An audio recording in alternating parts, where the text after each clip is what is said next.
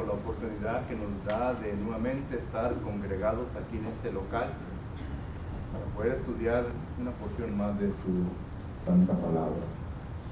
Para todos ustedes que nos están sintonizando en esta mañana por medio de Facebook, queremos agradecerles por su presencia. Si acaso usted no ha tenido la dicha de venir y estar con nosotros reunidos aquí en este local, le queremos invitar para que venga y nos visite. Estamos localizados en 4002 East Richardson Road, en la ciudad de Edinburgh, Texas. Muy bien, antes de empezar nuestra clase en esta mañana, quisiera hacer algunos anuncios. Número uno, allá atrás, hermanos, estamos estudiando el libro de Apocalipsis, capítulo 21, los versículos del 9 al 27. Vamos a estar viendo en esta ocasión. Y lo iba a leer, pero se me lleva un poco de tiempo, hermanos, solo que les ruego pues que usted pueda leer el capítulo 21 y versículos 9 al 27. Son los últimos versículos de este capítulo. Y aquí le he puesto un bosquejo pequeño para que usted pueda tomar una foto de él, porque lo voy a borrar ahorita, ¿no? Para que entienda y sepa lo que estos versículos nos enseñan. Hay dos puntos principales en los versículos del 9 al 27.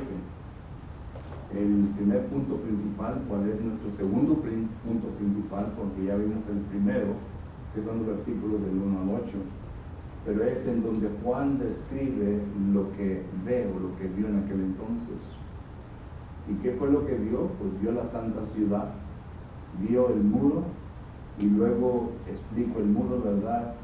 ¿Qué era lo que se encuentra allí? 12 puertas, el nombre de los ángeles, bueno, un ángel en cada puerta guardando las puertas, y en cada puerta los nombres de las 12 tribus de Israel. Y luego miramos el fundamento. El fundamento está establecido con piedras preciosas y tienen los nombres de los apóstoles. Y luego miramos las dimensiones, versículos 15 al 17, miramos los fundamentos, miramos la calle, miramos la oración, y luego el punto número 3, lo que Juan no ve en esa ocasión. Él no ve un templo ahí, él no ve el sol, bueno, lo iluminante del sol y de la luna. Él no ve noche allí, no ve ningún tipo de inmundicia. Y claro que todo esto nos lleva a la pregunta, ¿verdad? ¿Qué es lo que Juan vio? ¿Qué es lo que Juan vio? Y para esto, ¿verdad? Ya voy a borrar esto. ¿Qué es lo que Juan vio? Y claramente necesitamos que primeramente establecer que esta porción de escritura está escrito en lenguaje figurativo. En lenguaje figurativo, y miramos que está escrita en forma de una metáfora. Una metáfora simplemente quiere decir la descripción de una cosa, pero con el significado de algo más. Entonces, ¿qué es lo que Juan vio? Lo cual significa no lo que él vio, sino que significa otra cosa. Y para esto, hermanos, primeramente, voy a empezar aquí, ¿verdad? Y solamente metáfora. Okay, no voy a dar la explicación, ya la di, es una metáfora. Pero segundo, ¿verdad? Entonces, ¿qué significa esto? Es la pregunta. ¿Qué significa esta metáfora? Y claro que, pues sí, es algo figurativo, simbólicamente. Pero cuando regresamos al Antiguo Testamento, en el libro de Ezequiel, capítulo 40 hasta el 48, recuerde que el pueblo de Dios pues no obedeció el mandamiento de Dios, y a consecuencia de no obedecer el mandamiento de Dios hubo división entre el pueblo de Dios. Se dividió entre el pueblo del norte y el pueblo del sur. el pueblo de Efraín, el pueblo de Judá. Y todo esto lo podemos ver en la primera carta de Reyes, capítulo 11 y 12. Pero luego miramos nosotros que el pueblo del norte siguió de mal en mal.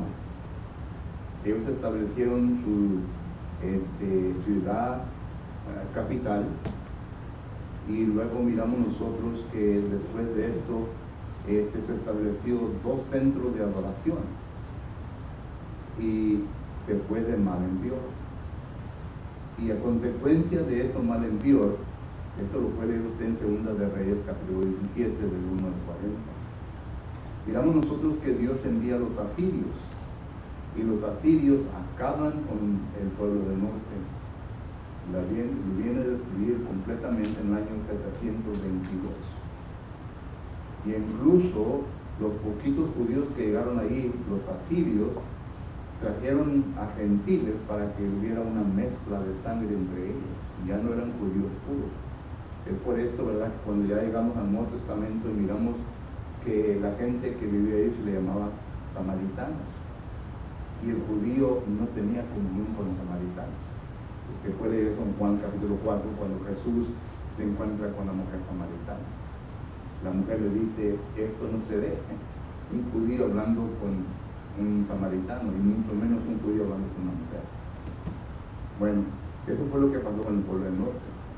Y con el pueblo del sur, Dios no los destruyó, porque Dios le había hecho una promesa a Salomón. Bueno, la promesa se le había hecho a David, pero miramos nosotros en la primera carta de Samuel, capítulo 7, en donde ahí, ¿verdad?, Dios le promete que iba a establecer un reino. Y claro que este reino Dios está refiriendo a la iglesia, ya no es un reino físico, pero sí llevó al pueblo de Dios a cautividad, a Babilonia. Vino el rey Nabucodonosor en el año 606, y miramos nosotros que se llevó a todos en cautividad. Y mientras que estaban en cautividad allá en Babilonia, hubo 2 profetas de Dios que profetizaron al pueblo de Judá. Uno de ellos fue Ezequiel. Y Ezequiel, miramos nosotros, Daniel, el profeta Daniel y el libro de Daniel nos dan a entender más o menos de profecías, qué es lo que había de ocurrir en el futuro. Nos habla de los 4 reinos, nos habla de Alejandro el Grande, nos habla de todo esto, pero en forma figurativa. Ezequiel ya más se dedica, ¿verdad?, al pueblo de Dios, en tratar de animarle y darle aliento para que no llegaran al punto de desmayar y dijeran, bueno, entonces ¿para qué sirve todo esto? Pero que ya cuando leemos el libro de Ezequiel, miramos nosotros que empieza en el capítulo 37 al 39, en donde Dios está enseñándole al pueblo, como el profeta Ezequiel, no importa qué tan fuertes sean sus enemigos, Dios le dice, yo voy a ser victorioso. Ustedes van a salir de aquí, de esta tierra, y van a regresar a Jerusalén. Los capítulos 40 al 48, a esto quería llegar, los capítulos 40 al 48, si usted lo lee, noten que es el mismo lenguaje que estamos leyendo en Apocalipsis capítulo 21 y capítulo 22. Se está hablando de un templo celestial. Se está hablando de una ciudad celestial. En otras palabras, Dios ya le había comunicado al pueblo de Israel concerniente a la ciudad celestial. Algo número 1, para animales. Y para hacerles saber que su perseverancia en las cosas de Dios iban a tener buenos resultados. No importa si llegaran a la muerte, ellos como quiera iban a recibir una estancia en la ciudad celestial. Pregunta número 2. Si así es, entonces, ¿desde cuándo se empezó este pensamiento y cuándo llegó la construcción de la ciudad celestial? Buena pregunta. Miren lo que dice Hebreos capítulo 11, versículo 10. Porque en el libro de Hebreos también es una repetición de todo esto lo que estamos viendo nosotros. Y dice Hebreos capítulo 11, versículo 10 lo siguiente. Dice, porque esperaba la ciudad que tiene fundamentos, cuyos arquitecto y constructor es Dios. Pregunta número 1, ¿a quién le está hablando aquí? A las personas del Antiguo Testamento. Hebreos capítulo 11 es el capítulo de los héroes del Antiguo Testamento. Le está hablando a ellos y nos está dando a entender que estas personas, como dice el versículo 9, ¿verdad? Porque la fe habitó como extranjero, habitó como extranjero en la tierra prometida, como en tierra ajena, morando en tiendas con Isaac, con Jacob, coherederos de la misma promesa. Noten, vinieron a poseer la tierra prometida, pero esta tierra prometida no era lo que Dios les había prometido a ellos, había algo mucho más mejor. Y el versículo 10 ya explica lo que Dios les había prometido. Les había prometido una estancia en la ciudad que tiene fundamentos, cuyo arquitecto y constructor es Dios. ¿Sería la iglesia? No. Porque no te lo que dice el versículo 16. Versículo 16. Pero anhelaban una mejor. Anhelaban una mejor. Esto es celestial, por lo cual Dios no se avergonzó de llamarse Dios de ellos, porque les había preparado una ciudad. Estamos hablando de tiempo del Antiguo Testamento. Y esto es lo que Ezequiel está demostrando al pueblo de Dios. Hay una ciudad. Y esto es lo que Juan ve. Ve una ciudad que desciende ¿de dónde? Del cielo. Eso quiere decir, recuerde que ya estamos aquí en esto, miren. El cielo y tierra, lo voy a poner así para que haga mejor sentido. Antigua, ¿a cuál es? Es el mundo en el cual vivimos. ¿Entendemos? Este cielo y esta tierra, según segunda de Pedro, capítulo 3 y versículo 10, ¿qué va a pasar con ella? Se va a deshacer. Ahora, ¿cómo va a llegar a este punto? Yo no lo sé. Pero cada 100 años pasa un meteorite, ¿verdad? Por el espacio, sí, que está como 3 veces más grande que nosotros. ¿Qué pasaría si este viene derechito a pegarnos? Va a explotar, algo va a explotar. Yo nomás estoy poniéndole escenarios, hermanos, no estoy diciendo que así va a pasar, ¿verdad? Pero si Dios llovió fuego del cielo a Sodoma y a Gomorra, ¿verdad? Todo es posible. Solo que entonces esto ya pasó. Ya pasó. Okay, ya pasó. Esto lo estuvimos viendo ya en capítulo 19, 20 y todo eso. Pero ahora la promesa es que cielo y tierra, ¿qué? Nueva. ¿Verdad? ¿Dónde va a ser? Yo no lo sé. Pero no va a ser como algunos sectas denominacionales dicen que este mundo va a ser renovado. Y citan Mateo capítulo 19, versículo 28. Es mentira. La Biblia dice que va a ser destruido.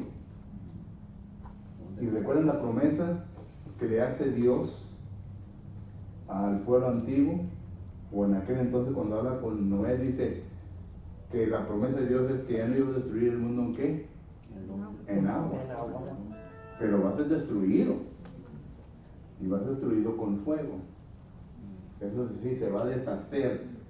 Entonces, ya cielo nuevo y tierra nueva. Entonces, estamos mirando también el cielo, donde ¿qué? Habita ¿quién? Dios. Pues claro, ahí también está Jesucristo, ¿verdad? Pero ¿de dónde va a descender la ciudad? ¿De dónde va a descender y a dónde va a descender? Va a descender de aquí, ¿a dónde? Acá. Y cuando vemos todo esto, hermano, recuerden, estamos interpretando la metáfora, ¿ok?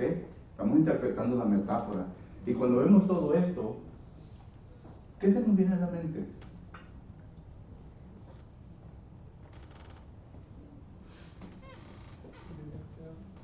El matrimonio. ¿Que no es así? Pero el matrimonio según las costumbres que de los judíos. El matrimonio de los judíos era primeramente, ¿verdad? Ya el arreglo para casarse. ¿Que no es así? Y luego se tenía una fiesta para celebrar eso. Y ya cuando celebraba esa fiesta, ¿verdad? La Biblia da a entender que ya lo consideraba como mujer y hombre. Pero aún todavía no habían consumado su matrimonio, no había ninguna relación íntima. ¿Recuerdan José y María?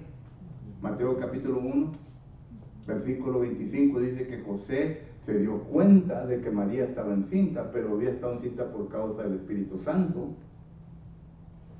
Pero el versículo 25 dice que José no la conoció, es decir, no tuvo relaciones sexuales con ella hasta después de que nació Jesucristo. Solo les digo eso para que entendamos el matrimonio, ¿verdad? Y luego, después de esto, ¿verdad? De estas fiestas, entonces el novio y la novia se iban a sus respectivos hogares. Y se pasaba un tiempo, y entonces el novio venía una procesión, ¿verdad? Es decir, venían gente con él, ¿para qué? Para recibir ¿a quién? A la novia. Caminaban hasta la casa de la novia.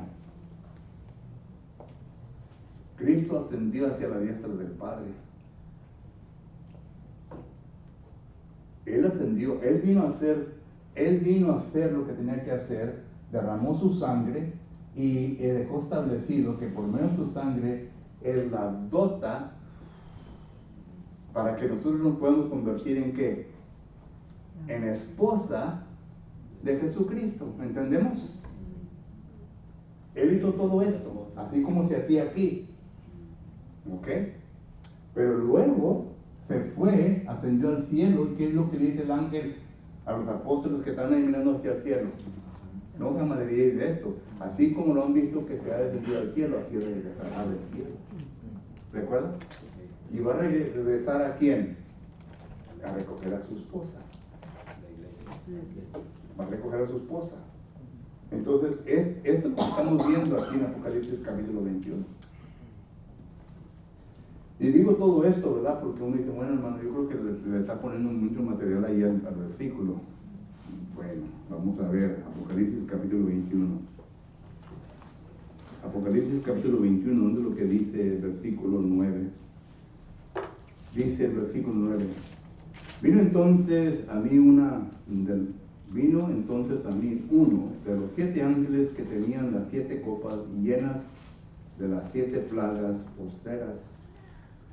Y habló conmigo diciendo, ven acá, y te mostraré la desposada, la esposa del Cordero. Entonces concuerda con el texto, ¿verdad? Versículo 10. Y me llevó en el espíritu a un monte grande y alto, y me mostró la gran ciudad santa de Jerusalén. Ahora, regresa a Ezequiel capítulo 40, versículos 2 y 3 y lee esos versículos. Note lo que hizo Dios con Ezequiel. Bueno, vamos a regresar a Ezequiel capítulo 40 y versículo 2. Dice, en visión de Dios me llevó a la tierra de Israel y me puso sobre un monte alto, sobre el cual había un edificio parecido a una gran ciudad hacia la parte sur. Lo mismo. Y el versículo 3 dice que miró a un varón cuyo aspecto era como de bronce y tenía un cordel de lino en su mano y una caña de medir. Bueno, y si vamos a Apocalipsis capítulo 21, Apocalipsis capítulo 21, versículo 15, no sé lo que dice. El que hablaba conmigo tenía una caña de medir de oro para medir la ciudad sus partes y su muro. Mismo lenguaje, ¿verdad? Todo esto, ¿verdad? Miren, cuando Dios le enseña la tierra prometida a Moisés, ¿a dónde lo llevó? A lo más alto que había en ese entonces, para que mirara la tierra. Y él miró toda la llanura de la tierra. Pero le dijo Dios, ¿sabes qué? Tú no vas a entrar, porque me desobedeciste. A Ezequiel le dijo lo mismo, pero Ezequiel dijo que se lo presentó al pueblo de Dios. Juan aquí está mirando. Entonces, digo todo esto para que miremos que estamos juntando, estamos pegando la metáfora con las cosas reales, la figura con lo que significa, ¿okay? Porque vuelvo a repetir, todo esto es figurativo. Entonces desciendes del cielo a la tierra prometida, o más bien al cielo nuevo y tierra nueva. Bueno, ¿dónde va a estar eso? Yo no sé. Pero ahí no va a haber más llanto. En el versículo 4, ahí ya no va a haber más dolor. Ahí es en donde no va a haber noche. Ahí es en donde no va a haber inmundicia. Ahí es en donde no va a iluminar el sol ni la luna, porque está la deidad. Y la luz de ellos va a iluminar. Ahí es donde va a pasar todo esto. Solo que entonces miramos nosotros, ¿verdad? Yo propongo ante ustedes que esta metáfora viene a demostrar que es la desposada del Señor. ¿Y cuántas veces hemos visto nosotros esta figura en el Nuevo Testamento? Miren lo que dice el apóstol Pablo de la iglesia, de usted y yo, en 2 de Corintios. 2 de Corintios capítulo 11, versículos 1 y 2. Entonces lo que dice, ojalá me toleráis un poco de locura. Sí, toleradme, porque os celo con celo de Dios, pues os he desposado con un solo esposo para presentaros como una virgen pura a Cristo. El apóstol Pablo aquí le está hablando a la congregación de Corinto y le está diciendo el apóstol Pablo, yo los he presentado a ustedes como la esposa prometida a Jesucristo. Y claro que en esto hacemos la pregunta, ¿cómo? Número 1, les he predicado el Evangelio. Número 2, se han bautizado. Número 3, al bautizarse ya entran en Cristo Jesús, ya están comprometidos con Cristo Jesús, no con ningún otro hombre, sino con Cristo Jesús. Él ha ascendido al cielo, está a la diestra del Padre, pero un día va a regresar para venir a recoger su esposa, que se permanece o que se mantiene pura, sin defectos, sin arrugas. Yo lo que dice Efesios capítulo 1, versículo 4, no te lo quise decir.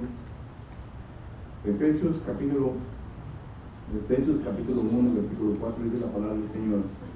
Según nos escogió en Él antes de la fundación del mundo, para que fuésemos santos y sin mancha delante de Él.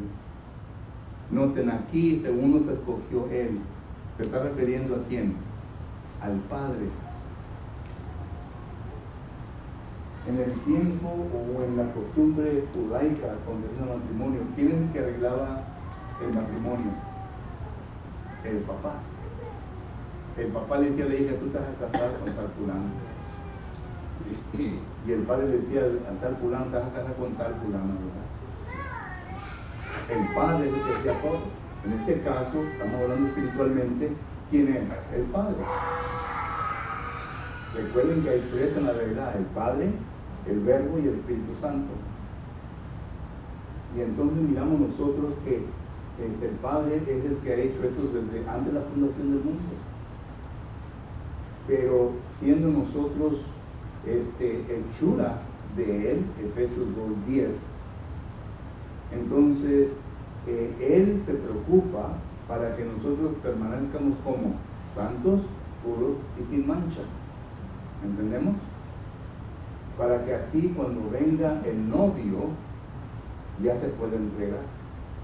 Porque toda falta aquí, cuando él entregaba la novia al novio, entonces ya venía la consumación del matrimonio.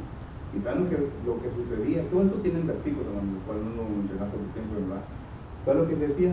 El papá y la mamá estaban fuera en la puerta hasta que se consumiera el matrimonio, ¿verdad?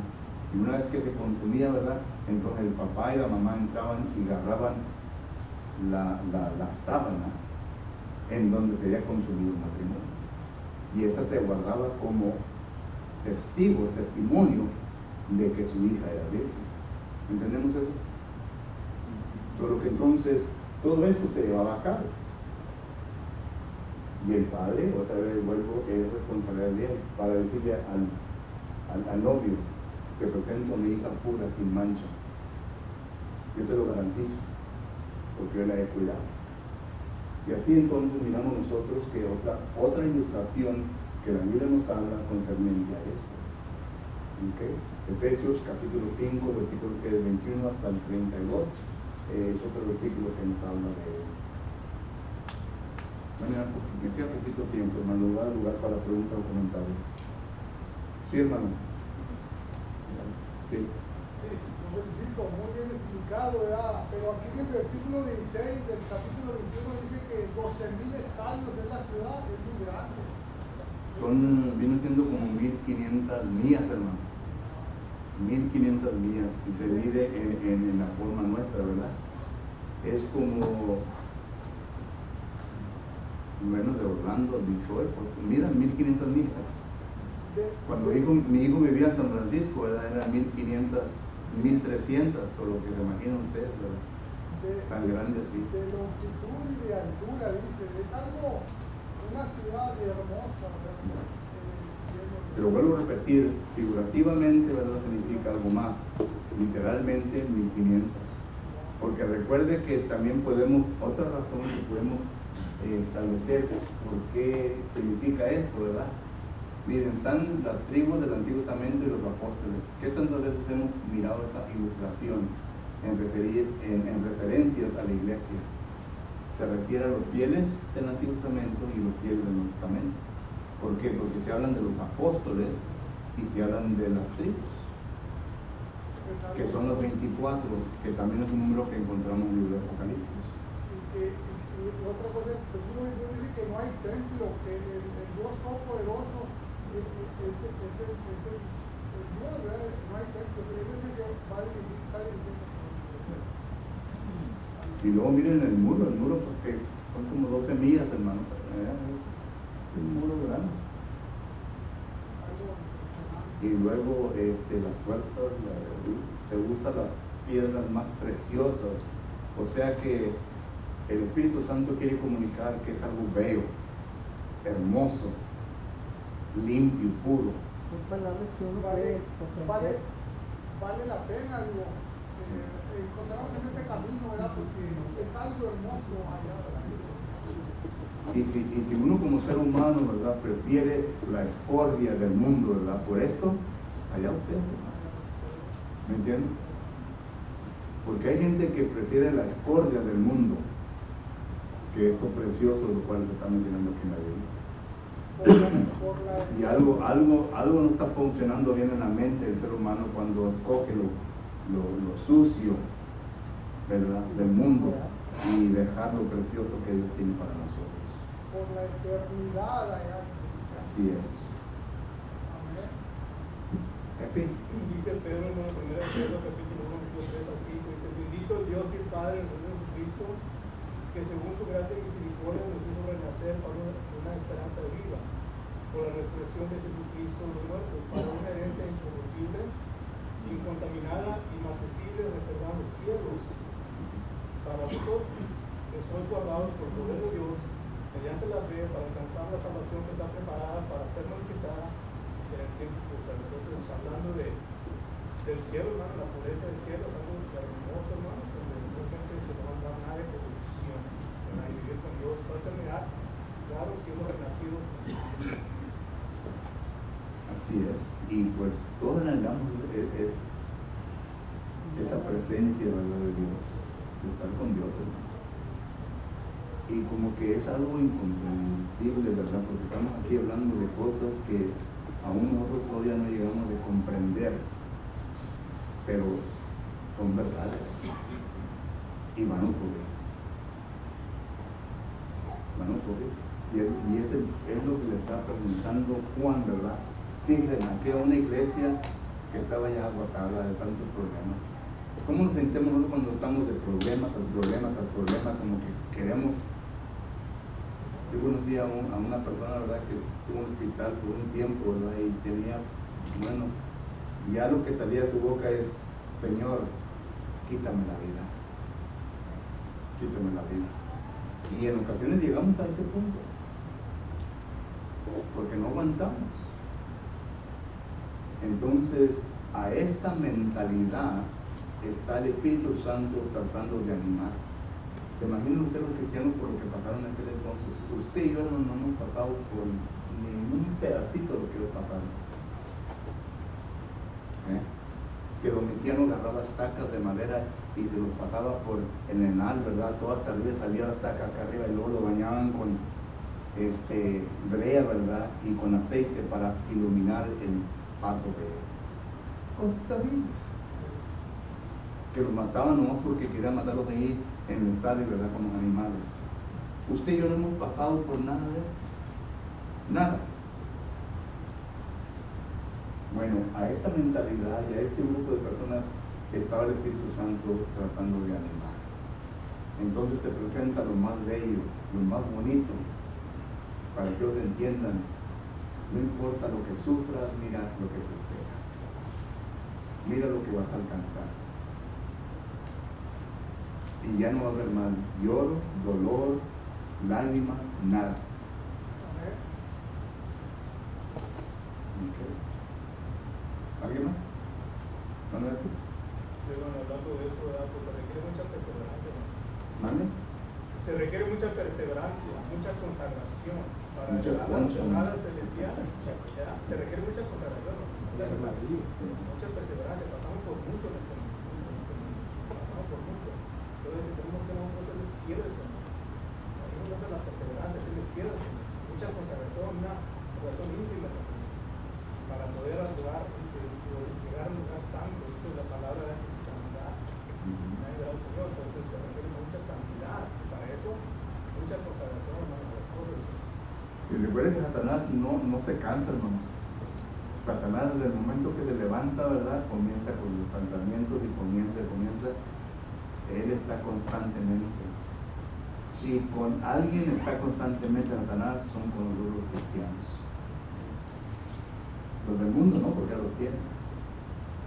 Son con los cristianos, con los que están tratando de recoger un poquito de fuerza para poder mantenerse firmes de adelante, y luego de repente ¡pum! Hay personas que les ha tocado así, ¿verdad? Se miran que han pasado unas tremendas y apenas están levantando, ya viene otro golpe y otro golpe, hasta que dicen: hombre, esto de cristianismo no.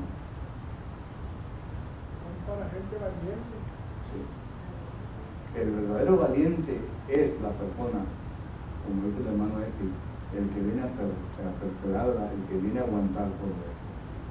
Noten lo que aguantó Jesucristo por usted, hermanos, para permanecer sin pecado en esta vida, para morir puro, para darle la oportunidad a usted y a mí para poder quitar mis pecados de mi vida. Noten por los problemas que pasó el apóstol Pablo. Véanlo, 2 Corintios capítulo 11, por todo lo que él pasó. Noten los problemas por los cuales pasaron los cristianos. Todo esto, ¿verdad?, para mantener la pureza, la firmeza, la salud sana de la iglesia, para que permaneciera fielmente. Y para que alguien venga y solamente, ¿verdad?, lo pisotee. Oye, ¿de acuerdo, hermanos? ¿De acuerdo? ¿Verdad? El tiempo ya me acabó, pero si tiene alguna pregunta o comentario.